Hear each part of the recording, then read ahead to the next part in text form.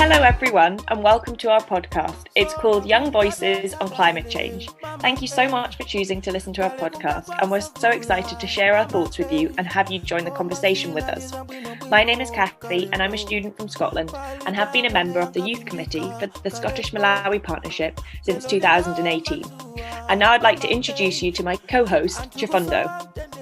All the way from the warm heart of Africa, Malawi. My name is Chifundo Zingunde, and it is true that this is Young Voices, a podcast dedicated to you youth, and you're going to have a time to appreciate things that we're going to share with you, me and Kathy, Malawi experience and Scotland experience on climate change. Don't forget to tell a friend, and the friend should tell a friend that they should stick to this podcast because we are at war against climate change and we have to win this together.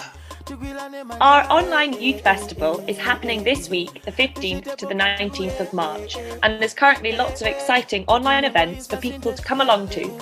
And we will be hosting a webinar on 16th of March during this week. So we're going to tackle issues to do with climate change. We're going to call on pundits in the field. We're going to call claims of the game. And don't forget, we're going to call young voices to speak out their views. Remember, when we say we are the voice of the voiceless, it doesn't not mean the voice of the people who are affected by climate change, but it is also the voice of the trees that have been wanton cut down. So just stick to us, stick to me and Kathy. We're going to give you the best. And remember, in today's edition, we have three main areas that we're going to talk about, ranging from the challenges in the fight against climate change. And we're also going to take you on a ride to appreciate how best young people can use their skills to combat climate change. Don't forget, how can we network? How can we work together? Is it important? We're going to tackle that too. Osataya sinyalala mutsinje olo mumsewu Simba fupikitsa madzi mutsinje Kenako mvula ikangogwa madzi kusifuka Imaka ononga manyumba ni minda Achinyamata Diyakulu omwe Tigwilane manja Tichitepo kantu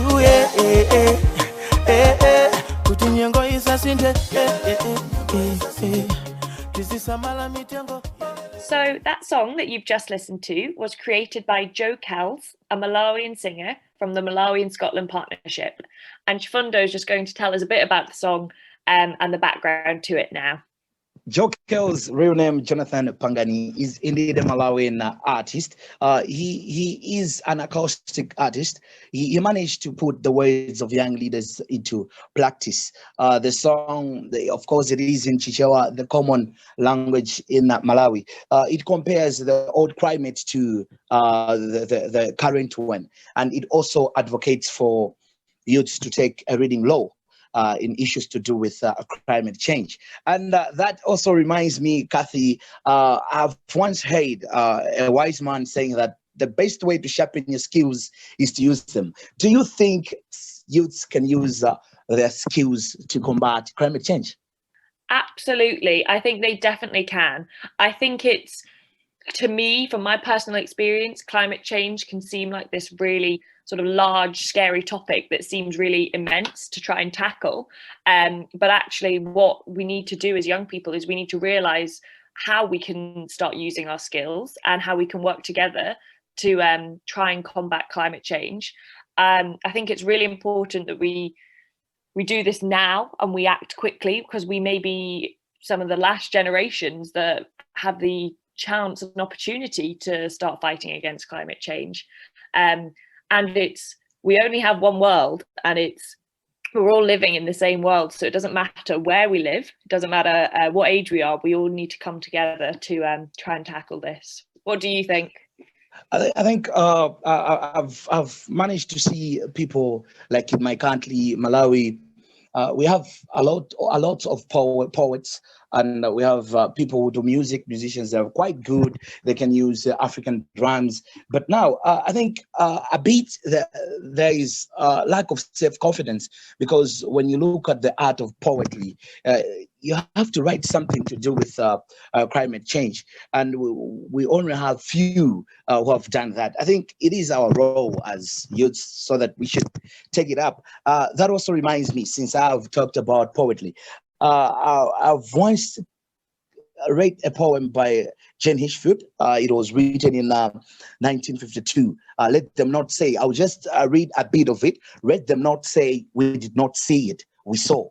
Let them not say, we did not hear it, we heard. Let them not say, they did not taste it, we ate, we tremble. So looking at this poem, it's something great. And if we can use it to advocate, to coerce our leaders, I think we can make it big time, because there is power in art. Do you agree to that? Absolutely, yes. I love that poem. That's so beautiful, the words. And I think, as you say, through poetry and through words, we can encourage people and sort of captivate young people and get them on board with us. I think we can all be aware of how the negative effects that social media can have. But actually, one thing that we young people like to do is spend a lot of time on their phones and look at using social media. And this could be one of the things that we use for good, and we can use it to spread the word about climate change. And, exactly. Let me just take it from there. You just mentioned about the social media. We're busy having. Have you heard about the challenges that youths are doing on social media? Here in Africa, the common challenges are the red light challenge, where you have a video dancing using a red light, and you have a smile challenge. You have show me your girlfriend challenge. Those are the challenges that youths are doing right now. But now I'm suggesting that what if we come up with something good, like using the skill that we have to influence people on social media, like something to do with my trees, my age challenge, forcing people to plant the trees. For example, I'm 24. It means if you're going to challenge me, like, hey, Chifundo, I'm challenging you to plant 24 trees. I think that is a challenge that we should use. Otherwise, if we're going to focus on, hey, my bae, my boo challenge, we're not going to win this war. It's about us. This climate change issue, it is not about them. Because Desmond Tutu once said, 25 years ago, people had an excuse that we don't know about climate change. But right now, we do not have an excuse. End of quote. The future is ours to make. So we should not let the opinion leaders to decide our future, because they have felt it. They felt the impacts of climate change.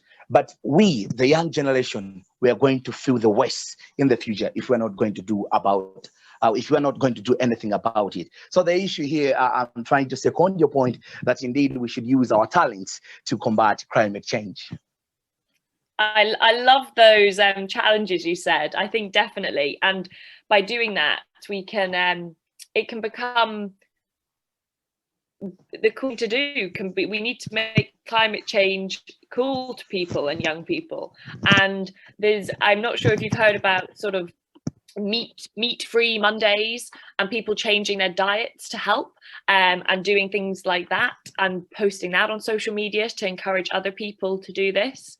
I'm also, from my personal experience, the word sustainability, I'm sure people are perhaps getting bored of hearing about, but making really small changes in daily lives to be just a bit more sustainable. Like, it could be as simple as buying a reusable coffee cup, buying a reusable water bottle, and also making sure to sort of look after our own belongings and not just buy unnecessary items.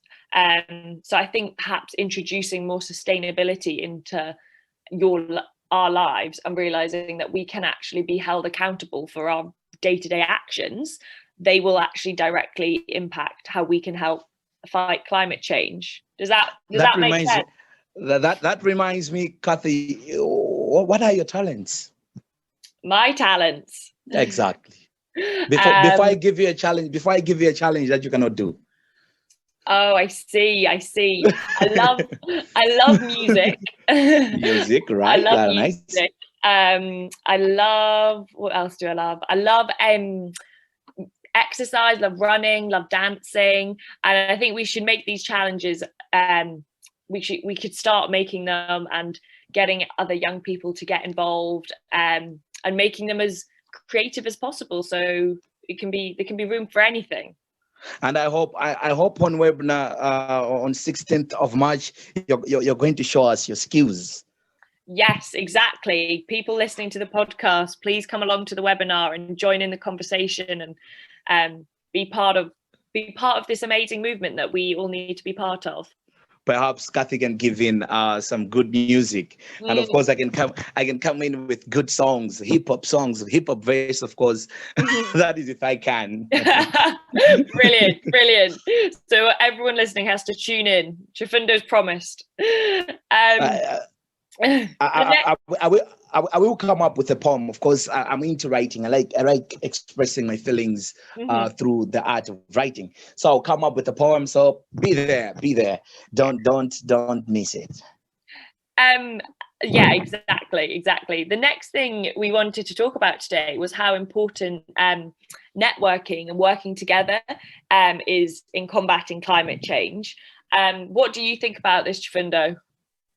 I think to work together, there is a voice. Once we work together, we amplify our voice when we are working together. They say solidarity, in unity there is power, and solidarity we can achieve everything. So when we unite as youths and network, I think it can amplify our voices and appeal more to the opinion readers. For example, you and I, we're here talking today. You're from Scotland, I'm from Malawi. We're sharing ideas here. Somebody who is listening at home, he or she is going to benefit based on our discussion. So it's something that we should work on as young leaders. And networking is very important because you can utilize your friends' ideas. For example, in Malawi, we are making briquettes. So we young leaders are making briquettes. We have 3 or 2, Edward and David, they're making briquettes. But now they help to produce more. Maybe they don't have it, but now if they network, they can have ideas to produce more. What do you think, Kathy, about that? Yeah, absolutely. I think having conversations with friends just about climate change and making it more of a normal thing to be discussing, and as you said, bouncing off each other, seeing what other people might be doing, encouraging each other to start making small changes in your lives that can help. I also think having conversations with your families, with your parents, and as young people, we may be exposed to more, or we may know more about climate change, and we can educate our parents who may not know, and educate other people. I also think in schools, young people can discuss this with their teachers. Teachers could get on board and start trying to make climate change part of education, and teaching young people how important it is, and sort of starting from the ground up and making climate change just really accessible to everyone, and that can help with the networks that we form through it. Now that also reminds me, now you cannot fight this war alone, and I, as Chifundo, I cannot win this alone. So through networking, young leaders they must be flexible as their ages. They must join other clubs, clubs that you have interest in. For example, I myself, I belong to Chilengedwe Club. So Chilengedwe Club, it is a group of young journalists who are into climate change advocacy. So this is just an example to let you know that it is possible. If you belong to a club, you network, know people, I think you can connect yourself to people who can help to bleed your idea. For example, you connect to someone, and that someone will connect you to the other guy, and the other guy will connect you to the opinion leader. That opinion leader is going to be influenced by your ideas, and your ideas might be taken to parliament, might be taken to the world and become the law. It means we have the power in a connection. What do you think about belonging to a club or something else?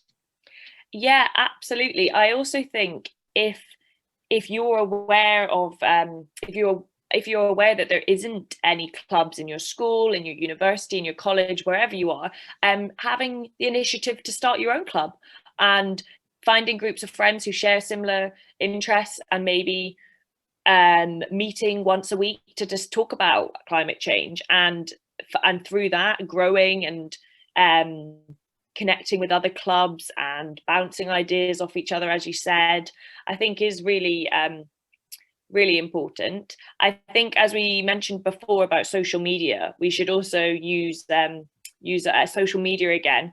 And I'm aware of some really great Instagram pages that have really good sort of bite-sized information about climate change and things that we can do. The UN climate change page is brilliant, and they have really good sort of, it's not too overwhelming with lots of information, but it's so through using social media, Twitter, whatever social media platforms young people like to use, finding a space for climate change within them, I think is another way.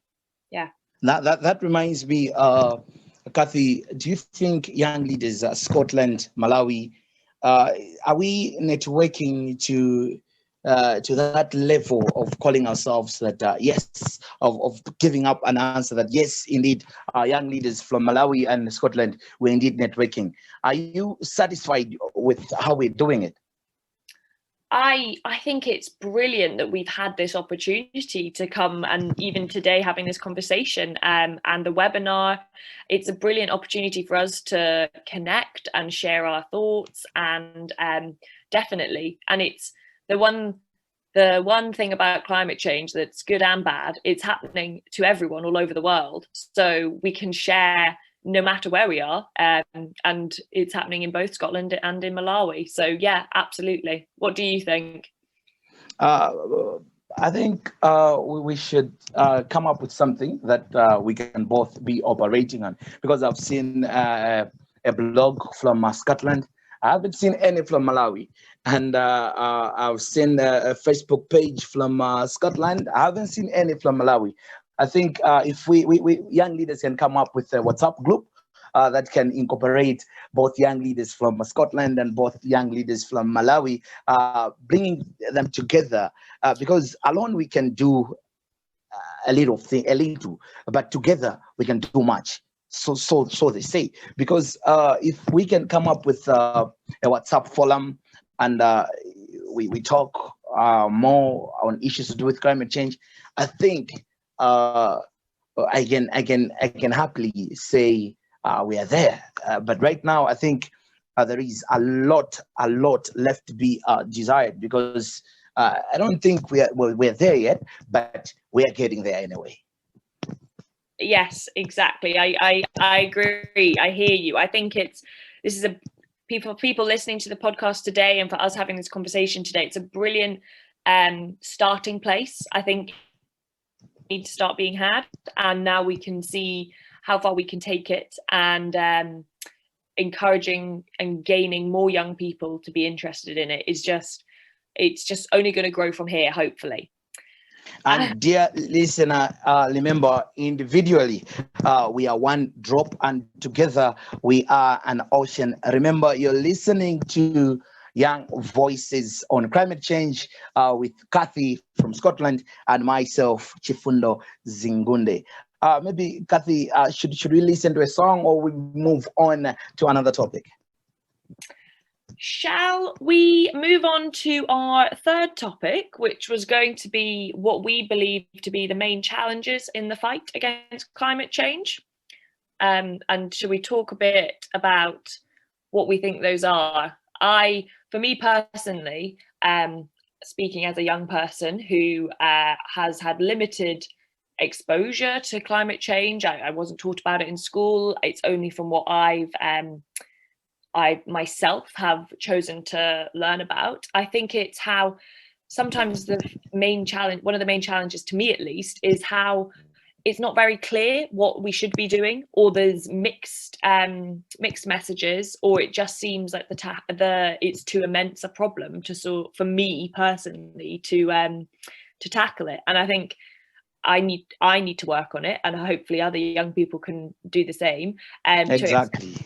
To accept that actually on an individual basis I should be making small changes, and that is my own personal contribution to helping tackle climate change. What do you think? I think that challenge is indeed something that is blocking our way as young leaders, because we from the kindergarten we know nothing about climate change. So I think it is a challenge. Information gap, it is a challenge. And I think it is one of the causal factors contributing to things that are fueling climate change impact. Because in Malawi, for instance, we're still fighting a war to ban thin plastics. Why is it so? Because at my age, 24, I've been brought up in a family where when I'm going to a market, I should carry a thin plastic. I haven't been taught that it is bad since maybe since I was born. I wasn't talked about it. Now someone is coming outside there with a theory saying that a thin plastic is bad, a thing that I was not taught at school, not even at church, not even in our clubs, not even on social media. It's something new. So information gap is something that is affecting us, and there is a need to do something about it. Not only for the opinion leaders, not only for the ministers, for the member of parliament, but now for the members of parliament. It is also our duty as young leaders to explore. What do you think? Is it possible for a young leader to go on internet and search about things to do with climate change? Is that possible? I think it definitely is possible. I think there's so much information out there. It's knowing where to look and what information to take on board, and to make it into bite-size chunks as a young person, for myself to take on board and be like, okay, I understand climate change is a problem. I think two out of three people say that we're in a climate emergency, and I understand this, but what can I do? How can I help? And I think it's knowing where to look and knowing who to talk to about it, as we said before with the networking, and hopefully by engaging more young people, the noise and the level of noise surrounding climate change will just grow and grow and get louder and louder. And I think I like what you said on that we're facing a huge challenge. Greta Thunberg, I think, once said that.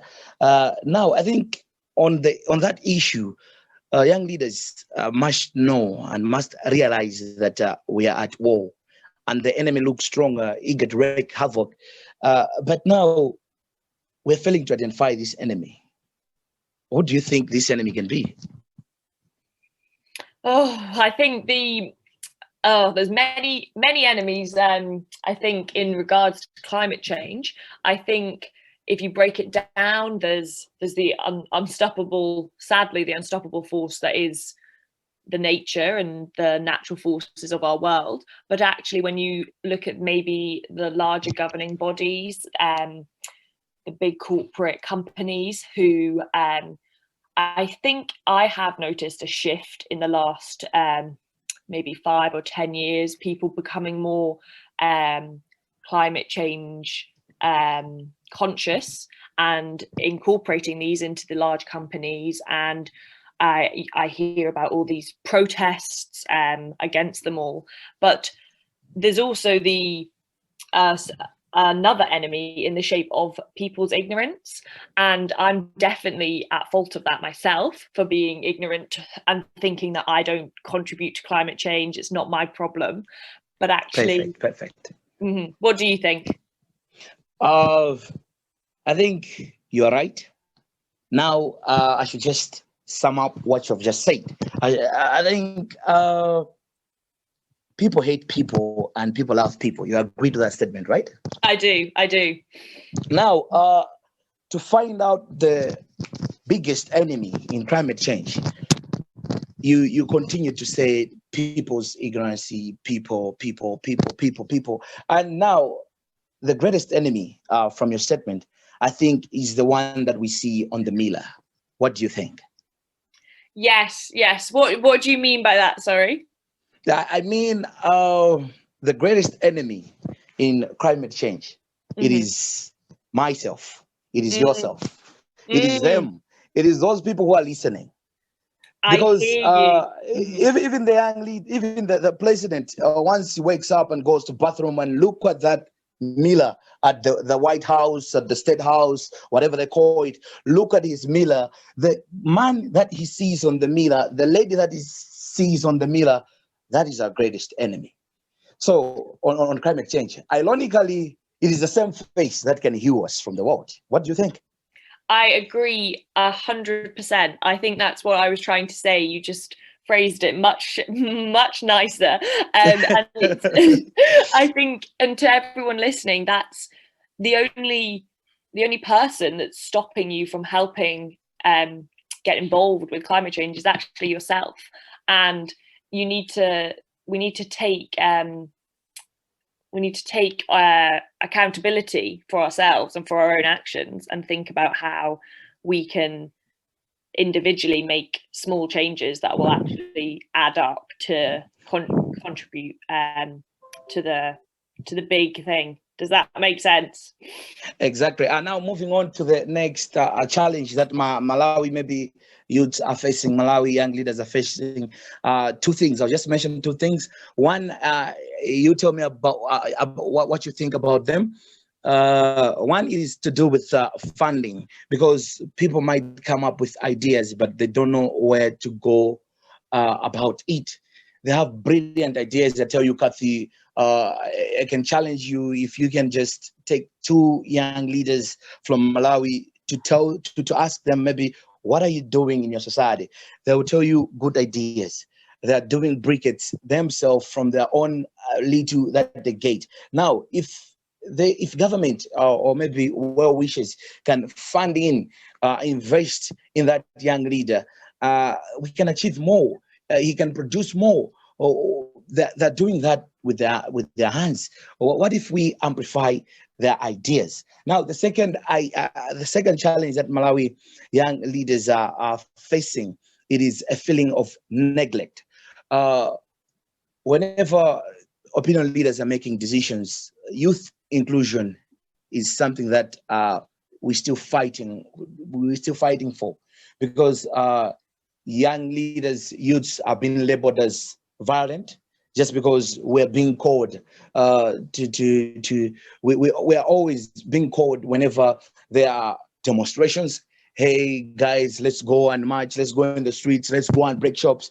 But now, whenever they're making decisions, policies to do with climate change, we're not there. So it's a feeling of neglect, because gone are the days when politicians used to say, hey, young man, can you jump?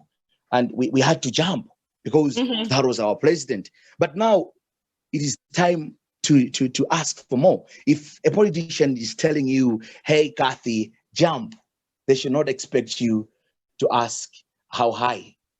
They should expect to get a response, why should I jump? So those are the challenges that we're facing, and neglect, and of course the issue to do with funding.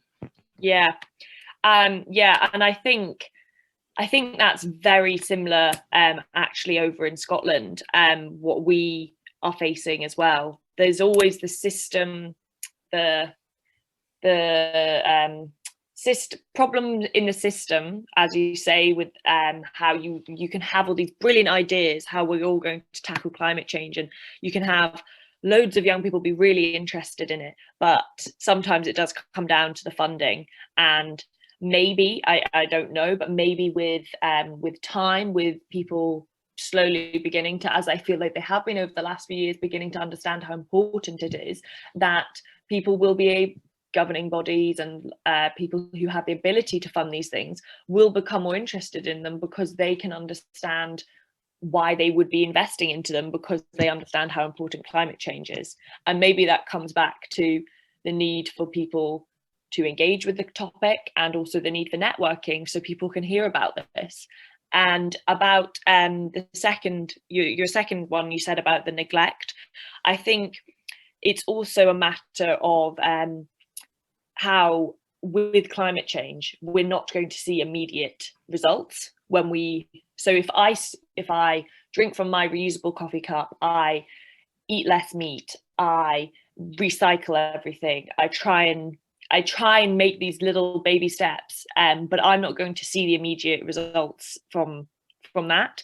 And so therefore, not on a smaller level, therefore I feel like my actions are being neglected. But then when you're with your group, your organization, you're all protesting about it, talking about it, but again, you don't see immediate results, that can feel like you're lacking satisfaction. And I agree. And it's to learn to not be disheartened by that, and that this is a long battle that we're going to have. To be a soldier. They should learn to be a soldier, to move on and fight on.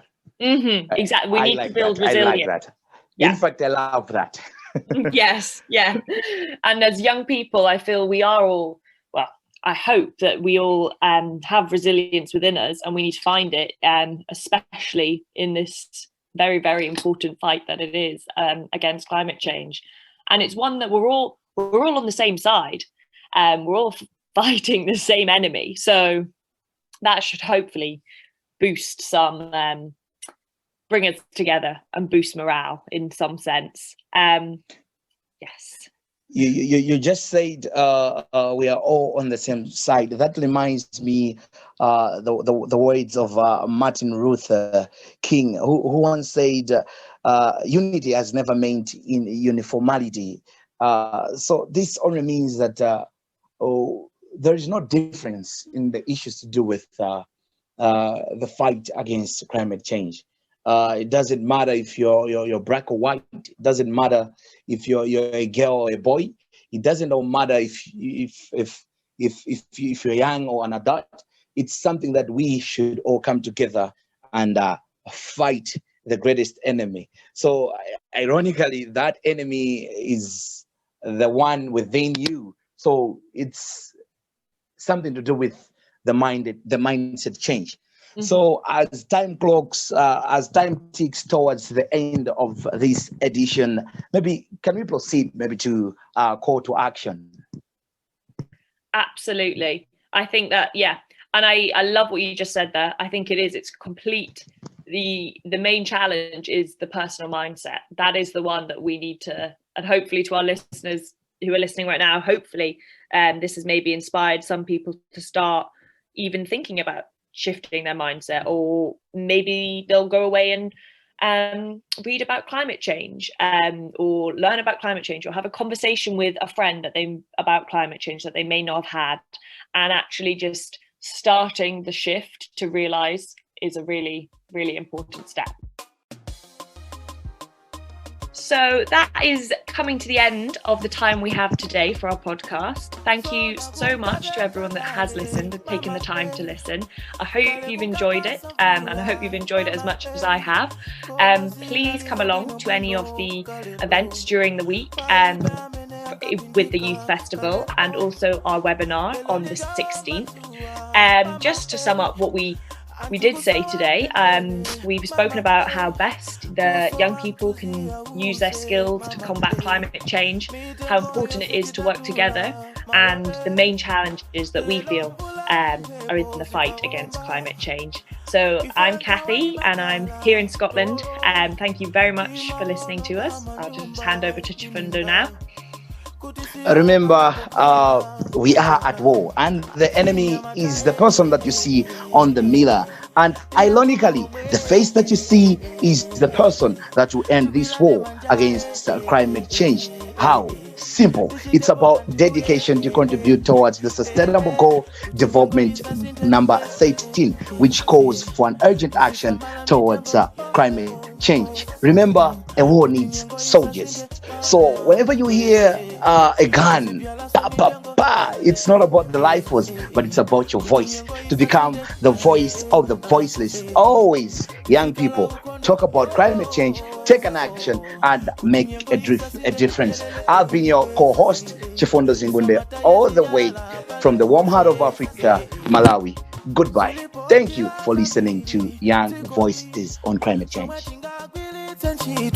Kupika osangoti kudula mitengo ya makala ndichifukwa tonse tikulira ndi nyengo malo alipo ambiri mzikodi amene mukoza kulima ulo kukhalapo osangoti kudula mitengo pakaliminda.